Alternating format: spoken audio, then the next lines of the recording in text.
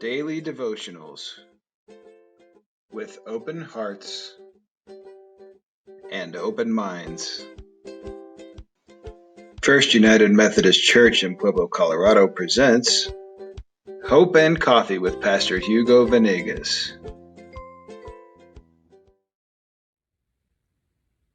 Hi, this is Hugo Venegas. Welcome back to Hope and Coffee. This week we're reviewing the 14 phases of hope. We have talked about the phase of walking with God, righteousness, obedience, that we get tested. Yesterday we talked about the seeds of peace, and today I want us to review the phase of patience. Now, one of the things that I admire a lot about Noah, and we're learning the faces of hope through the life and the story of Noah, is how patient Noah was. So I want us to review Genesis chapter 8, and this is the sixth phase, the phase of patience.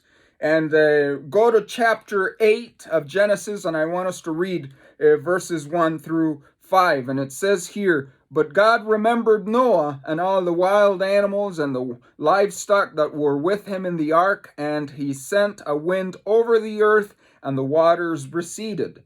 Now the springs of the deep and the floodgates of the heavens had been closed, and the rain had stopped falling from the sky. The water receded steadily from the earth, and the earth, at the end of the 150 days, the water had gone down.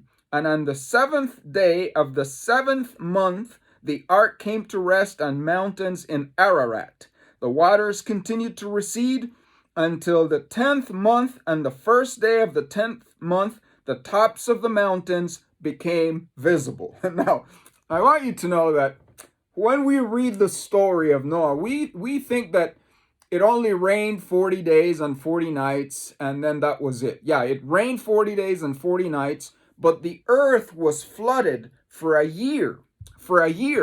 They did not touch land until a year later. 365 days later is when Noah and his sons and all the animals were able to walk out on dry land. And it says that the writer of Genesis says in verse 1 that God remembered Noah. It's almost that Noah thought, man, what's God up to, man? I have been locked up. We have been practicing shelter in place. And I don't know about you, but it's been 5 months since we have been locked down. And I know things are slowly opening up, but most of us, I don't know. I don't want to run around like crazy people. And I have been locked up for 5 months, but I have been locked up by myself. I don't have a pet. I don't have a dog. I don't have relatives, so it's me and my books. Me and my books and my coffee mug, yes! But can you imagine what it is to be locked up for a year with animals and with all the animal poop inside the ship? And you talk about patience. And Noah had patience. He was able to wait it out until God remembered him and said, it is safe for you to go out. And how are we learning patience today? How are we dealing with the subject of patience? Now, Noah had a flood. Now, we have been flooded, the whole world, with a virus, COVID-19. And how are we handling the subject of patience in the light of what is going on? And for most of the part, I would say not many people are dealing with this whole situation patiently.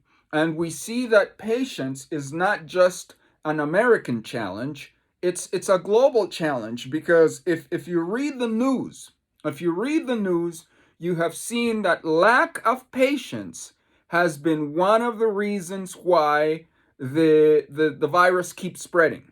Let me give you a couple of examples. In South Korea, they had the whole pandemic control. They did one of the most marvelous jobs of all the countries on the planet. And then about 6 weeks ago, there started to be outbreaks in South Korea, more cases. And they tracked it down to young people going to a bar, young people going to the disco. And they were impatient and they could not wait, and bam! Now, what has happened to Costa Rica? Costa Rica was among the 5 top countries of regulating and mitigating the virus. And then the government went to phase 1 and allowed people to, lifted the restrictions. And what did the crazy Costa Rica people do? They started having baby showers. They started having backyard parties. They started going to the beach, and bam! Because of their impatience, they did not do what the Minister of Health asked them, and boom! That thing has exploded. And if we look at our culture, we are very impatient. We want our money. We want our economy. Get the economy going. And what do we learn about Noah? Noah walked with God. Noah had patience with what God was doing. And he learned that because of violence, that's why God flooded the earth. And he tried to cultivate peace in his heart. He tried to cultivate love for God. What are we cultivating in our lives? What are we doing that is making us closer to God? What are we doing that we can be servants of light, that we can be the light of the world? What are we doing in order to make our community a more loving place? You see, it takes patience to generate the kind of ministry, the kind of work, the kind of energy, the kind of vibrations, the kind of love that God wants in our community. So what is God teaching you? We're all cooped up. We're all limited. We're all restricted. But what is God teaching us about patience in the meantime? So I want you to think about that question, and let us be like Noah. Let us be patient until God says, all right, it's time for you folks to go around and run around. It's safe. This is Hugo Venegas from the First United Methodist Church in Pueblo, Colorado. God bless you. We will continue tomorrow. Thank you for joining us for our daily devotional, Hope and Coffee, with Pastor Hugo Venegas. If you enjoyed today's devotion, like or subscribe below. We also welcome you to join our family at First United Methodist Church in Pueblo, Colorado.